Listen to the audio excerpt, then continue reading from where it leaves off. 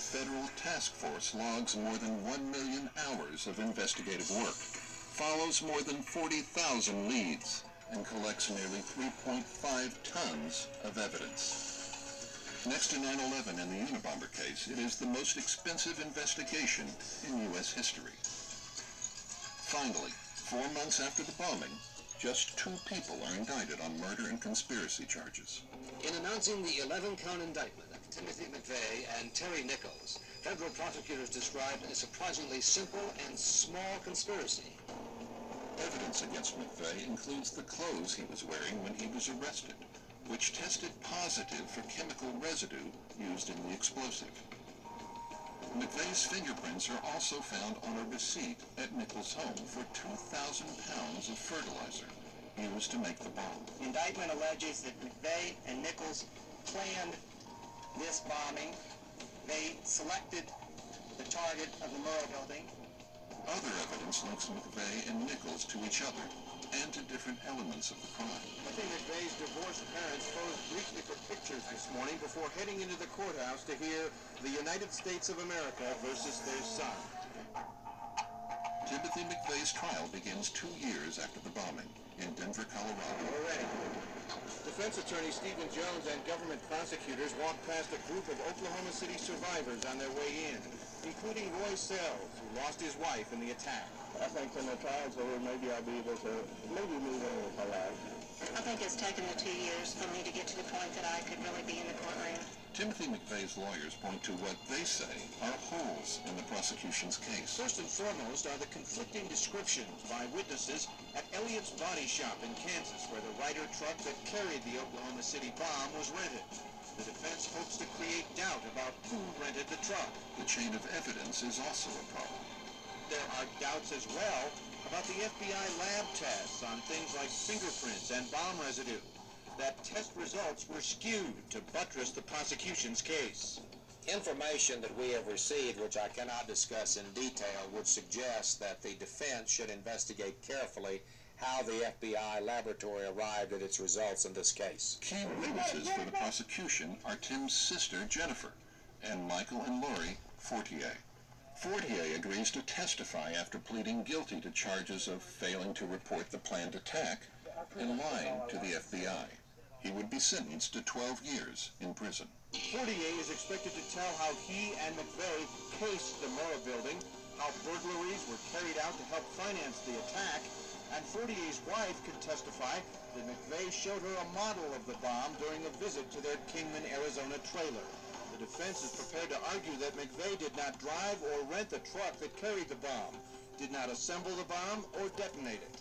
But the prosecution has abundant circumstantial evidence against the defendant, linking him to the Ryder truck that carried the bomb, to the park in Kansas where the bomb was allegedly assembled, and to the ammonium nitrate bomb-making material. As it nears time for the trial's closing arguments, anxiety runs high, especially as another anniversary of the Waco siege looms. My sources are telling me that there is going to be a bomb at the Federal Center on Saturday. Denver really does have a case of nerves. The federal courthouse where the trial of Timothy McVeigh is underway is even more of an armed camp than it was when the trial started. Increasing numbers of FBI agents in bulletproof vests manning the street corners, police on horseback, armed guards for the prosecutors whose lives have been threatened, 360-degree view cameras on the courthouse roof, round-the-block concrete barricades on the street below. Prosecutor Larry Mackey went first, summing up the case against McVeigh, calling him a domestic terrorist. Who could do such a thing, Mackey asked. Based on the evidence, the answer is clear. Tim McVeigh did it. At the end of the 6-week trial, a federal jury finds McVeigh guilty on all counts. Let's be honest. The only shock today would have been if that jury in Denver had found Timothy McVeigh not guilty. And yet, when the verdict was read, when McVeigh was led away, and relatives of the victims walked happily out of the courthouse, it was still a moment of deep emotion. Justice is served! We got him! When they said the LDS, I said another prayer to my life, and I said, "Good God, it's very hard. I didn't know how I was going to react to today's decision, but I'm very glad that it's come. I definitely believe that the death penalty should be enacted. I don't think I'll ever understand. What was he thinking? What was he thinking when he did this? We're ready to move on to the next stage. The next stage is the death penalty phase, which will start tomorrow. Mr. McVeigh's spirits are fine, and lawyers, even as we speak, are on their way to the courthouse now. Many believe that this has been the real target of the defense's case all along, saving McVeigh's life. There are many victims' families saying the score will not be settled unless McVeigh is given the death penalty.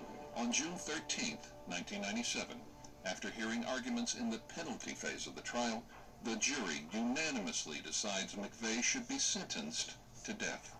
This is not a day of great joy for the prosecution team. We're pleased that the system worked and the justice prevailed.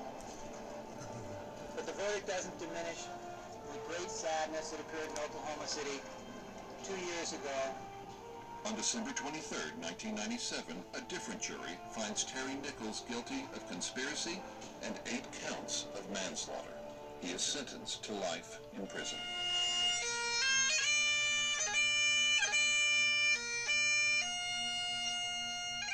As McVeigh's execution date nears, dedication ceremonies are held at the Oklahoma City National Memorial, marking the 5th anniversary of the bombing. There are 168 chairs in that memorial there, 168 chairs, one for each of those who died in the Oklahoma City bombing. On June 11, 2001, Timothy McVeigh requests 2 pints of mint chocolate chip ice cream as his last meal. Then survivors and relatives of victims watch on closed-circuit television as McVeigh is executed by lethal injection.